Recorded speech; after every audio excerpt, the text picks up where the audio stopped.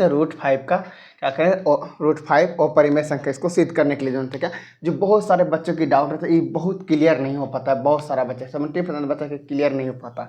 हम आज उसको अच्छी तरह से समझेंगे और डाउट क्लियर करेंगे। चलिए, कहता सिद्ध कीजिए कि रूट 5 एक अपरिमेय संख्या है। क्या कहता है? अपरिमेय संख्या है। उसको इंग्लिश में बोलते हैं prove that root 5 is irrational. Irrational बोलते हैं, समझे? इसको करते हैं। चलिए हम लिखते हैं, इसको एक तरह लिखते हैं, माना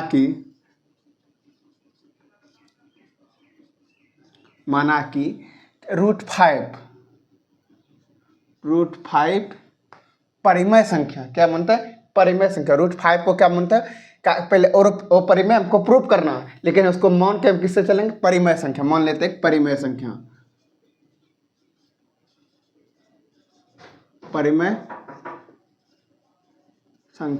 है माना कि रूट 5 एक परिमेय संख्या।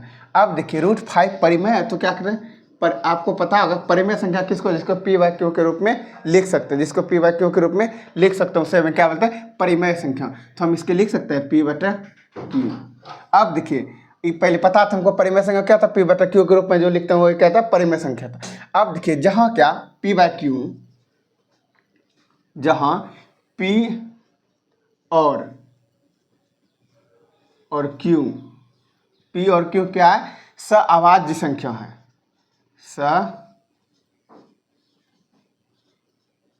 अभाज्य संख्या है। सअभाज्य संख्या है। क्या कहता है? सअभाज्य संख्या।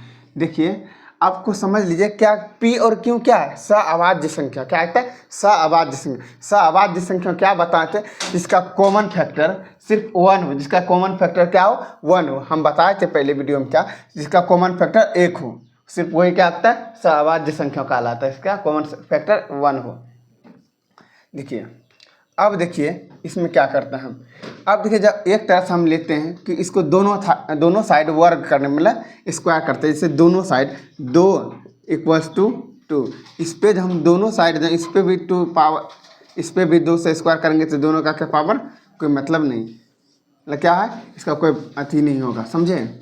इसलिए अब देखिए क्या करते हैं, इसको हम लिखेंगे दोनों तरफ वर्ग करने पर।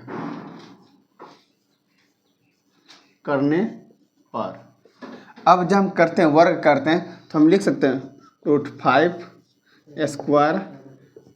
p/q का स्क्वायर।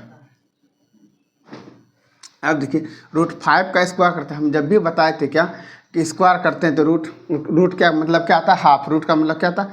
हाफ होता है। जब मेरे पे हाफ और हाफ मल्टीप्लाई हो जाएगा तो क्या हो जाएगा? फुल हो जाएगा ये मेरा। तो ये हो जाएगा, क्या निकल जाएगा? हो जाएगा 5। क्या हो जाएगा मेरा? ये क्या होगा? 5 हो जाएगा, 5। अब देखिए, p का स्क्वायर है तो ऊपर नीचे दोनों पे स्क्वायर है, तो p पे स्क्वायर और q पे स्क्वायर हो जाएगा। अब देखिए, 5 के नीचे नहीं कुछ तो 1 है, नहीं कुछ तो क्या 1 है। अब देखिए, क्रॉस मल्टीप्लिकेशन करेंगे, जब 5 गुना q करेंगे तो 5q हो जाएगा। तो हम लिखेंगे 5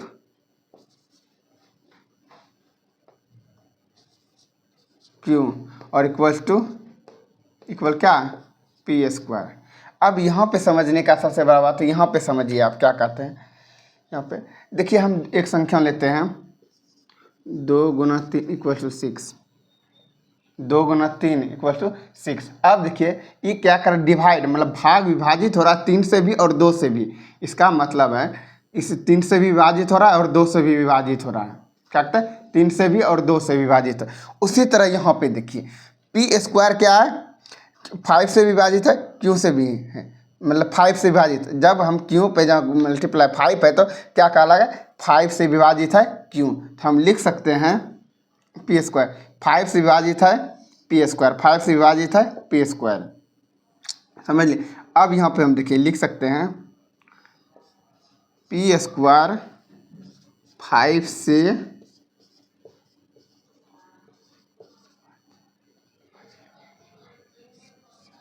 विभाज्य है।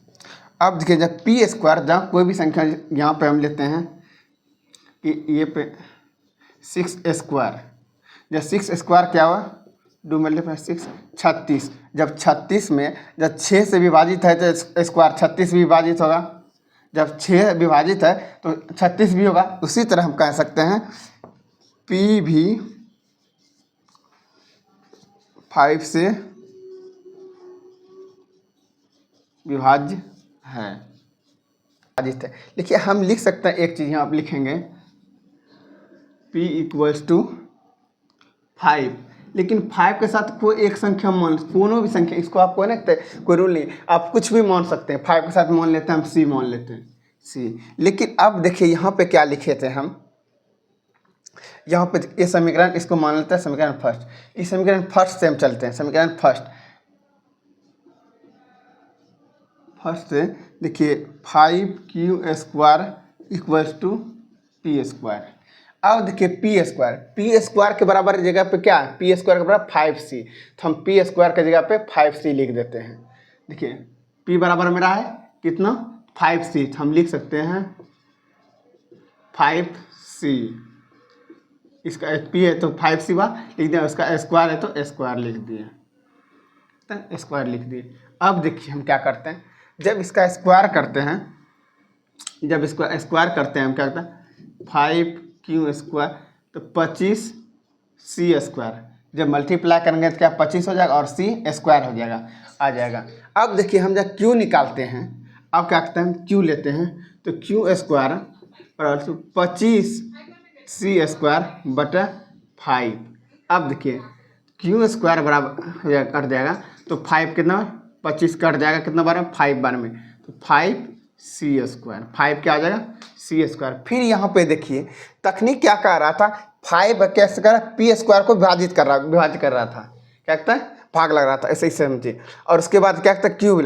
अब यहाँ पे क्या कहता है 5 किसको भी लगा रहा है, 5 किसको लगा रहा है q को भी लगा रहा है, 5 भी है q को भी भाग लगा रहा है, विभाजित कर रहा है। तो हम लिख सकते हैं q² 5 से विभाज्य है। अब फिर देखिए जब q² है तो q भी होगा, तो हम लिख सकते हैं q भी 5 से विभाज्य है। अब एक चीज़ देखिए हम क्या लिखे थे पहले स्टार्टिंग में, एक चीज़ ध्यान से आप देखिए, स्टार्टिंग में हम क्या लिखे थे, देखिए क्या कहते हैं p और q सअभाज्य संख्या है। क्या कहता है सअभाज्य संख्या, इसका दोनों का कॉमन फैक्टर सिर्फ भाग लग सकता है एक ही से, कॉमन फैक्टर दोनों का सिर्फ एक ही हो सकता है, विभाजित कर सकते एक ही से। लेकिन यहाँ पे देखिए 5 भी ऐसा संख्या है जो 5 से विभाजित कॉमन है दोनों में, 5 से भागा q में भी लग सकता है और 5 से भागा, देखिए 5 से भागा q में भी लग सकता है और 5 से भागा p में भी लगता है। मतलब क्या करा 5 भी एक तो है भी क्या, उसके 5 भी है 5, तो ये क्या होगा सअभाज्य संख्या नहीं है, यह क्या कहता है सअभाज्य संख्या नहीं है। तो हम माने थे, लेकिन जहाँ क्या कहते p और q सअभाज्य संख्या, लेकिन 5 भी लग रहा है, क्या 5 से भी लग रहा है, q में भी है और p में भी लग रहा है 5 से, तो इसलिए समझ गए। अब देखिए अगर हमको क्या मोने क्या थे परिमेय संख्या, मोने क्या था परिमेय संख्या, हम लिख सकते हैं अतः √5 और परिमेय संख्या है। अब देख लीजिए आपका जहाँ जहाँ सिर्फ नहीं लगता 5 से जो नहीं लगता p और q में, तो सिर्फ हम तब मान लेते क्या रूट परिमेय संख्या, लेकिन माने थे, लेकिन परिमेय संख्या ये नहीं होता। q और p में दोनों में क्या लगता है 5 से डिवाइड लग रहा है, भागा लग रहा है, तो हम कह सकते हैं कि ये क्या है परिमेय संख्या नहीं है, ओ परिमेय संख्या। √5 क्या है मेरा ओ परिमेय संख्या, √5 क्या है मेरा ओ परिमेय संख्या। एक बार इसको फिर से देखते हैं, क्या करना सिद्ध कीजिए कि √5 एक अपरिमेय संख्या, इसको सिद्ध किए तो जहाँ में हम मान लेते हैं ये अपरिमेय सिद्ध करने के लिए उसको हम पहले परिमेय लेके सिद्ध करते हैं। क्या कहते हैं माना कि √5 एक परिमेय संख्या, माना कि √5 एक परिमेय संख्या।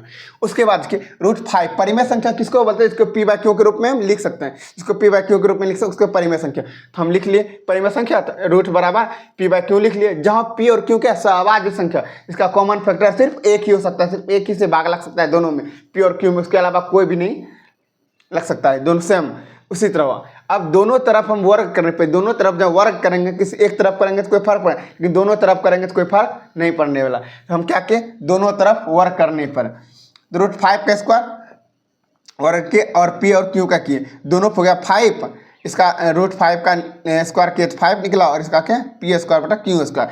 अब देखिए पी स्क्वायर के अब क्रॉस मल्टीप्लाई, ऐसा हमको क्या तक गुना कर दी, कोना कोनी गुना के क्रॉस मल्टीप्लाई, तो हम देखिए 5 गुना पी क्यू क्यू स्क्वायर, तो 5 क्यू स्क्वायर बराबर पी स्क्वायर। इसको समीकरण फंसरा नहीं देते हैं। उसके बाद हम क्या सकते हैं, जब ये संख्याएं 5 क्या करता है, 5 संख्या जो पी से क्या करता है डिवाइड कर रहा, क्या करता है भाग लग रहा, तो हम लिख सकते हैं पी स्क्वायर 5 से विभाज्य है। उसके बाद 5 स्क्वायर विभाज्य, पी स्क्वायर विभाज्य है तो पी भी होगा, तो पी भी 5 से विभाज्य है। अब देखिए हम एक तरह से पी बराबर 5 था, पी बराबर 5 था, इसके अलावा कुछ भी एक संख्या हम ले लेते हैं, इसको आपको मानना पड़ेगा, कोई भी मतलब संख्या आप मान सकते हैं, A B C D E F G कुछ भी मान सकते हैं, लिख लिए। और समीकरण इसको फर्स्ट लेते हैं, फर्स्ट में करा तो 5 क्यू स्क्वायर बराबर पी, 5 क्यू स्क्वायर बराबर पी। जब हमको पी दिया हुआ है 5c, तो हम लिख दिए 5c लिख दिए, पी 5 क्यू स्क्वायर बराबर 5c दिया हुआ तो 5c का स्क्वायर किए तो 25 हो गया, फिर क्यू स्क्वायर निकाले। अब क्या करते हैं हम क्यू निकाले तो 25 गुना में इधर आके भागा में आ गया, 25 बैठो कट गया, तो क्यू स्क्वायर बराबर 5c, क्यू स्क्वायर बराबर 5c हो गया। जब यहाँ पे फिर देखिए क्यू स्क्वायर 5 से भी विभाजित है। अब देखिए क्यू, ये देखिए क्यू है ना 5 से विभाजित है, क्या कहते हैं क्यू 5 से विभाजित है और क्यू स्क्वायर भी 5 से विभाजित है। हम कह सकते हैं पी और क्यू दोनों 5 से विभाजित है, इसलिए ये अतः √5 अपरिमेय संख्या, रूट क्या 5 अपरिमेय संख्या है।